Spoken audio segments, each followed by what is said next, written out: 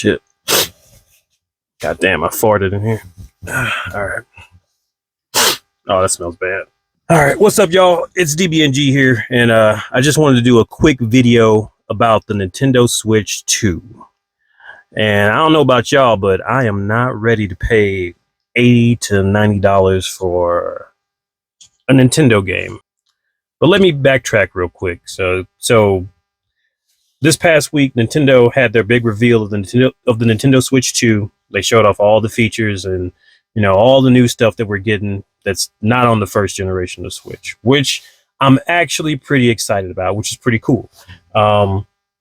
They showed off that now finally the game console, the Switch 2, is now going to be able to play games at 4K while docked. Games now finally be able to run at 120 FPS, which is good. Smoother gameplay, catching up, to more modern games of the day.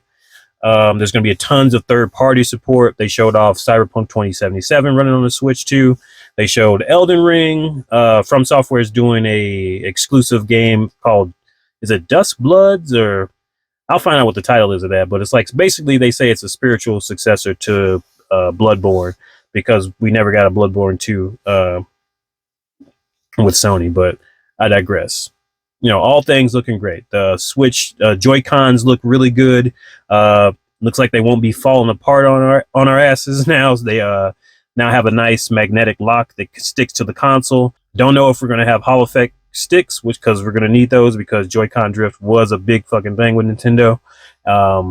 Joy-Cons were not cheap, so I went through 3 and decided to never purchase them again. I have like a special grip now for my OG Switch. So it's nice to see that hopefully the Switch console itself will last a lot longer. The Switch 2, it looks a lot more sturdy. It looks more premium now. They showed off some games running from the first generation Switch on the Switch 2, like Breath of the Wild now. It runs at a lot smoother pace, maybe 120 FPS. Don't quote me on that, but the resolution's higher. You get higher resolution textures, higher frame rates. Overall, everyone enjoyed most of that reveal until it came to the price. So I think the price of the console was not that bad, considering all things that are going on today. So everyone thought that the console was going to retail for $399. Looks like it's going to be $450. Not too bad. All right, $450 for a new Switch with all the functionality and the new stuff that's going on. Okay, cool. But then it got to the price of the games, and a lot of people are like, y'all out y'all goddamn mind. Digital games now will be $80 a pop. And if you want to buy your games physically, or the physical versions of those games, which a lot of people still do, it's going to cost you $90. Now, I love Nintendo. I grew up on Nintendo, but charging me $80 for a Mario Kart game or a Kirby game in 2025, also too, that we got to think about the pricing for third-party games, because third-party games are going to be coming in, like I said, Cyberpunk 2077, Elden Ring, others they showed. They already came out at like $70, and for Xbox, PlayStation, PC, whatever, and those games run at better frame rates and better resolutions already at $70 on those platforms. So are you telling me you're going to be charging me $80 or $90 for those ports of those games to play at like lower resolution and lower frame rates? Because I think they showed Cyberpunk running at max performance mode at 40 FPS. I don't even think it runs at 120 FPS. So that's weird. That's weird on the pricing there. To get even more weird with the pricing.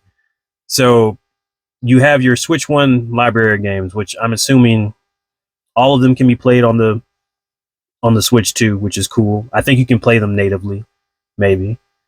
But if you want to play those games with the performance boost that the Nintendo Switch 2 is going to give to those old school games, you're going to have to pay a fee for an upgrade pack to run those games at higher resolution and higher frame rates capable on the Switch 2. And these are games that I've already paid for. but now you want to be paying additional fee to have those games run faster, to add even more weirdness to it. So pre-orders were supposed to go up this week, but they got delayed due to the announcement of some more tariffs coming. So the Switch 2, instead of retailing for $450, I'm seeing some outlets say that this thing could be up to $650, maybe $700, depending on how the tariffs go. Oh man, I don't know, man. This is gonna be the first Nintendo console launch where I decided to sit this one out. Yeah, I think 80 to $90 for video games is crazy, and Nintendo games already don't go on sale like ever. You have to really be like waiting to like every blue moon to catch a sale for Nintendo games.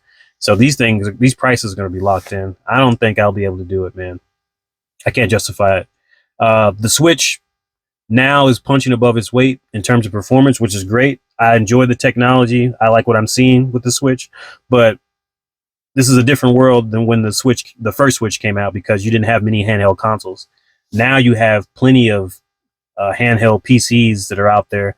You have the Steam Deck that's out there. I have the Asus ROG Ally X, which is really good and can basically do everything that the Switch 2 can do, but better. I don't know, man. I might have to pass this one up, but let me know what you guys think in the comments. Maybe I'm crazy. Maybe this is just a thing I need to get over, and games are going to be going up anyway next generation. So maybe Nintendo's ahead of the curve on it.